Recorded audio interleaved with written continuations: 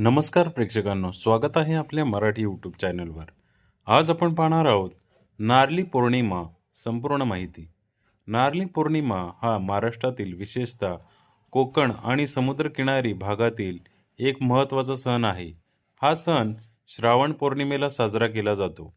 याच दिवशी अनेक ठिकाणी रक्षाबंधन देखील साजरे केले जातो. नारळी पौर्णिमे म्हणजे काय? नारळी पौर्णिमा म्हणजे नारळ आणि पौर्णिमा म्हणजे पौर्णिमेचा दिवस. या दिवशी समुद्राला नारळ अर्पण करून समुद्रदेवतेची पूजा केली जाते.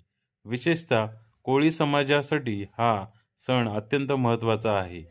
कोळी समाजातील महत्त्व. पावसाळ्यात समुद्र खवळलेला असल्यामुळे मासेमारीचा व्यवसाय काही काळ थांबवला जातो.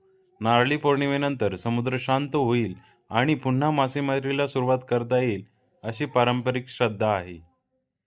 या दिवशी कोळी बांधव पहिलं होड्या आणि जाळ्यांची पूजा करतात. दुसरं समुद्राची पूजा करतात. तिसरं समुद्राला नारळ अर्पण करतात. चौथं नवीन मासेमारीला हंगामासाठी समुद्र देवतेचा आशीर्वाद घेतात. पाचवं आपल्या कुटुंबाच्या सुखसमृद्धीसाठी प्रार्थना करतात. नारळाचे महत्त्व. नारळाला हिंदू धर्मात शुभ आणि पवित्र फळ मानले जाते. नारळ अर्पण करणे म्हणजे देवतेप्रती श्रद्धा आणि कृतज्ञता व्यक्त करणे. नारळी पौर्णिमेला नारळापासून तयार केलेले पदार्थही केले जातात. विशेषतः नारळी भात, नारळी पाक, नारळाच्या करंज्या आणि नारळाच्या वड्या यांना विशेष महत्त्व आहे. पूजा कशी केली जाते? पहिलं, सकाळी लवकर स्नान करून स्वच्छ कपडे घालतात. दुसरं, घरातील देवांची पूजा करतात. तिसरं, नारळ, फुले, अक्षता, हळद कुंकू आणि नैवेद्य तयार करतात.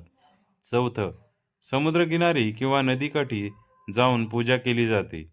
पाचवं, समुद्राला नारळ अर्पण केला जातो.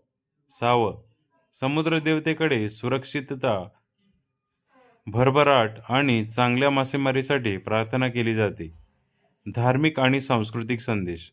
नारळी पौर्णिमा आपल्याला निसर्गाप्रती कृतज्ञता, समुद्राचा आदर आणि पर्यावरणाचे महत्त्व शिकवते. समुद्र आपल्या जीवनाचा आणि उपजीविकेचा महत्त्वाचा आधार आहे. त्यामुळे त्यांचे संरक्षण करणे ही सुद्धा आपली जबाबदारी आहे. नारळी पौर्णिमा आणि रक्षाबंधन. श्रावण पौर्णिमेच्या दिवशीच रक्षाबंधन साजरे होते असल्यामुळे या दिवसाला महाराष्ट्रात दुहेरी सांस्कृतिक महत्त्व आहे.